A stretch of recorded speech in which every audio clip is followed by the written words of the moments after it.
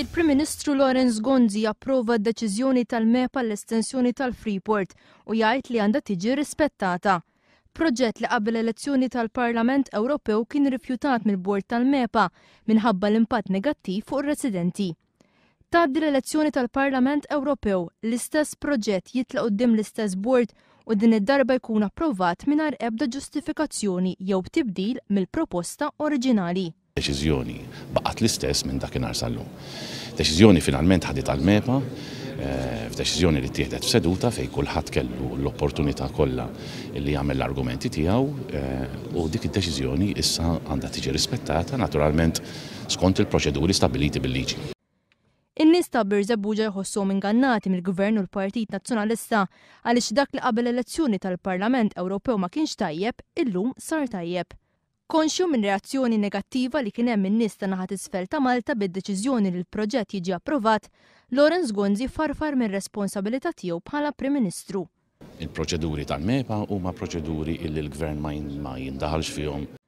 Fl-istess waqt li Lawrence Gonzi qed jgħid li l-Gvern ma jindaħalx fid-deċiżjoni tal-MEPA, il-fatti juru kif kienu 8 rappreżentanti tal-Gvern u magħhom id-Deputat Nazzjonalista Joe Falzon li jirrappreżenta lill-Partit Nazzjonalista fil-Bord tal-MEPA li vvutaw biex issir l-estensjoni tal-Freeport. Kien biss id-Deputat Laburista Rodrigue Galdes, rappreżentant tal-Oppożizzjoni, li konsistentament żamma l-pożizzjoni li kellu l-Partit Laburista qabel l-elezzjoni tal-Parlament Ewropew u vota kontra l-estensjoni tal-Freeport. X'taħseb ma nibidla d-deċiżjoni tal-MEPA li għax ma kienx hemm tibdil fil-pjan oriġinali sa fejn fin? Nerġa' nirrepetilek illi d-deċiżjoni tal-MEPA toħodha l-MEPA u ma joħodix il-Gvern. Il-Gvern segwa id-deċiżjoni tal-Parlament li kellha l-appoġġ ukoll tal-Oppożizzjoni.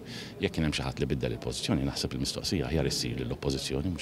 Proġett li fil-ġimgħat li għaddew sa anki rar kritika ta' esponenti nazzjonalisti fosthom id-Deputat Nazzjonalista Franco De Bono li ħareġ jitkellem fil-beraħ kontra l-estensjoni tal-Freeport. Jekk tara Birżebbuġa u Marsaxlokk li huma l-iktar żona industrializzata ta' Malta, m'għandix diffikultà ngħidha li hija abitata, l-iktar żona industrializzata għandek il-power station, il-Freeport, anki tal-gas, għandek id-depo tal-fuel tax-xjell li qiegħed f'nofs ir-raħal ta' Birżebbuġa, u dawn huma affarijiet urġenti. Wara li l-estensjoni kienet approvata, Franco De Bono f'kummenti li dan l-istazzjon għamel referenza għal dak li kienet jgħid fl-aħħar ġimgħat fejn fisem ir-residenti ta' Birżebbuġa u Marsaxlokk wara tħassib serju dwar l-industrializzazzjoni taż-żona u semma dan anke fil-kuntest tal-assenza tiegħu mill-Parlament fl-14 ta' Diċembru tal-2009. Kunsilleri nazzjonalisti wkoll tkellmu kontra dan il-proġett.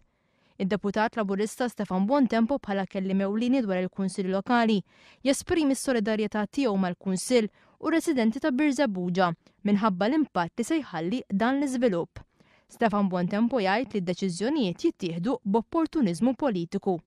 Anki l-Assoċjazzjoni tal-Kunsilli Lokali kummentat dwar din id-deċiżjoni u l-President tar-Reġjun Claudetta Bela Baldacchino tajt li l-iżvilupp se joħloq problemi ġodda li joqtu direttament lir-residenti.